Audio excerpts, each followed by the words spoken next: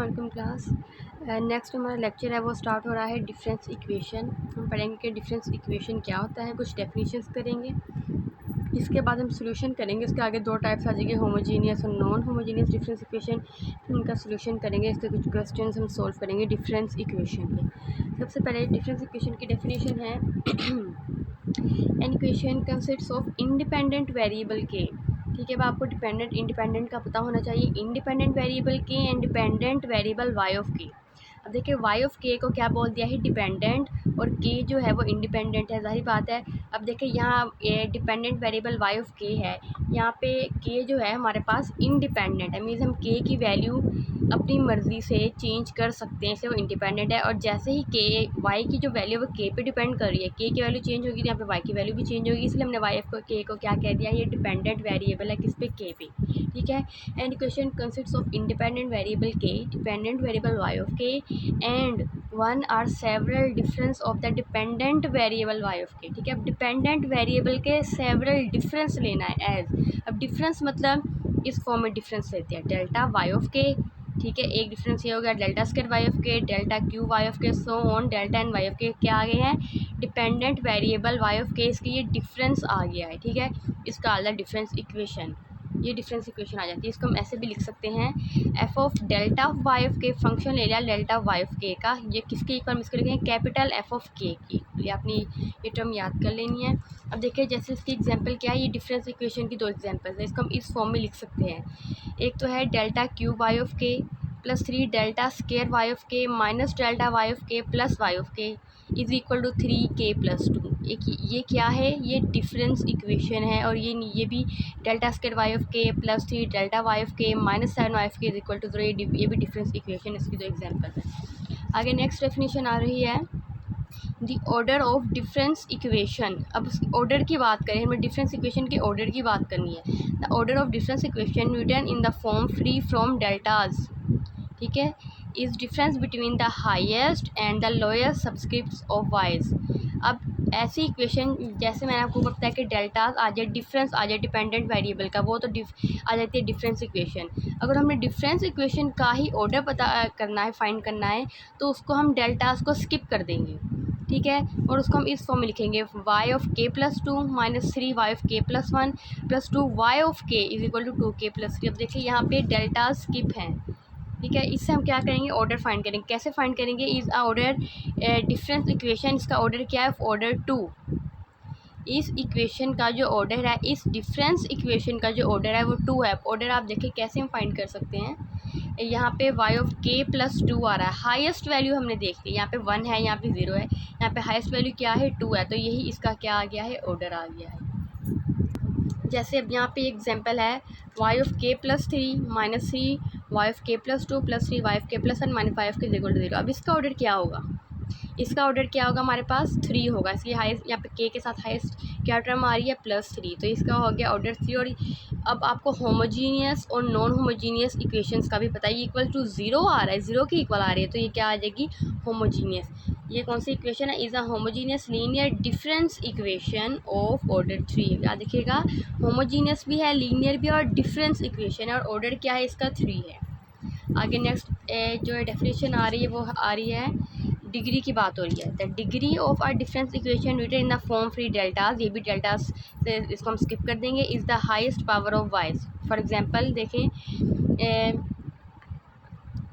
Y square K plus 1 Y cube K plus 2 minus Y K plus 1 Y K is equal to K. ठीक है, अब ये देखें, सबसे पहली बात, ये इज़ इक्वल टू के, इस किसी कांस्टेंट के इक्वल आ रहा है, तो इसलिए आगे ये नॉन होमोजीनियस आ गई। ये ऊपर जो हमने की थी ये 0 के इक्वल था। ठीक है, 0 के इक्वल होनी चाहिए, तो ये आगे हमारे पास होमोजीनियस, इक्वल टू किसी कांस्टेंट के इक्वल आए, तो ये आगे non homogeneous and non linear difference equation of order. इसका ऑर्डर हमारे पास क्या है, 2 ऑफ ऑर्डर 2, और डिग्री इसकी क्या है, 3। आपने डिग्री में क्या देखते हैं, पावर देखेंगे, हाईएस्ट पावर क्या है इसकी, 3 है, तो ये आ गया ऑर्डर इसका 2 है, डिग्री क्या है, 3 है, और ये क्या है, non homogeneous non linear difference equation. Okay, आगे हमने डिफरेंस इक्वेशन को 2 कैटेगरीज में क्लासीफाई किया है। Difference equations are classified into following two types. एक आ गया है होमोजीनियस लीनियर डिफरेंस इक्वेशन और नंबर 2 पे है non homogeneous linear difference equation. अब इनकी डेफिनेशन क्या है?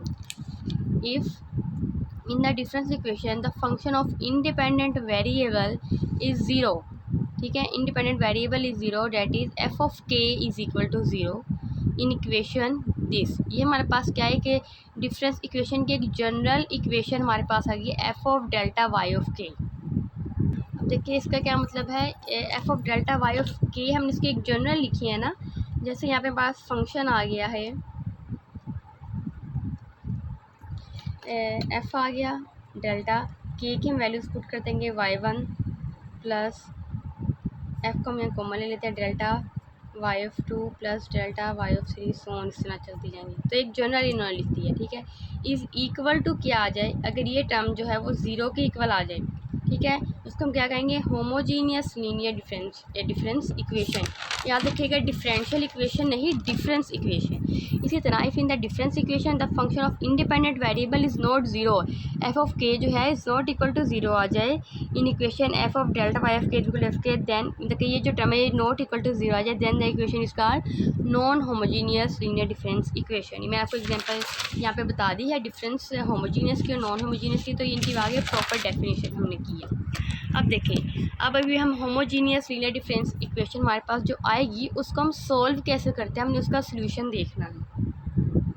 तो देखिए उसको सोल्व करने से पहले आपको ये कुछ इंपॉर्टेंट पॉइंट्स पता होने चाहिए। या आप ये चीज़ें काफ़ी दफ़ा कर चुके हैं पहले कि हमारे पास रूट्स आ जाते थे, कोई इक्वेशन होती थी, हम उसमें क्या कहते हैं कभी क्वाड्रेटिक फार्मूला लगा लेते थे, उसकी फैक्टराइजेशन करते थे, फिर हमारे पास रूट्स आ जाते थे, फिर हम उसकी ऑक्सिलरी इक्वेशन बनाते थे, उसका पर्टिकुलर सोल्यूशन निकालते थे, complementary function, complementary solution, general solution, ये सारा कुछ आप कर चुके हैं डिफरेंशियल इक्वेशन में, ओडी में। तो ये भी उसी से रिलेटेड, इसमें डिफरेंस इक्वेशन का क्या है, केसेस हैं कि हमारे पास जो रूट्स है λ1 λ2 का मतलब है रूट्स, अगर हमारे पास जो रूट्स है वो रियल एंड डिस्टिंक्ट आ जाए, रियल रूट्स आ जाए मीन्स कोई नंबर आ जाए, कोई कांस्टेंट उसमें ना हो, वेरिएबल ना हो, नंबर आए 2 3 4 कुछ भी आ जाए, रियल और डिस्टिंक्ट और सेम ना हो, डिफरेंट हो, ठीक है। अगर ये रूट्स ऐसे आ जाए तो हमने उसका जो CF क्या है हमारे पास कम्प्लीमेंट्री फंक्शन, या फिर इसको हम जनरल सोल्यूशन भी कह सकते हैं, तो वो किसके इक्वल होगा, वो होगा C1 λ1 power k plus C2 λ2 power k। आपने याद कर लेना। और केस 2 क्या हो सकता है, λ1 एंड λ2 मीन्स के roots are real and equal, means के दोनों की वैल्यू सेम आ जाए, ठीक है, मीन्स λ1 इक्वल टू आ जाए λ2 के, तो क्या होगा, हम उसको लिखेंगे C1 λ1 पावर k इसकी तरह है, लेकिन इस यहाँ पे क्या कर देंगे C2 के, हम एक कांस्टेंट जो है ये वेरिएबल पावर जो है ये एक ऐड कर देंगे के λ1 पावर के।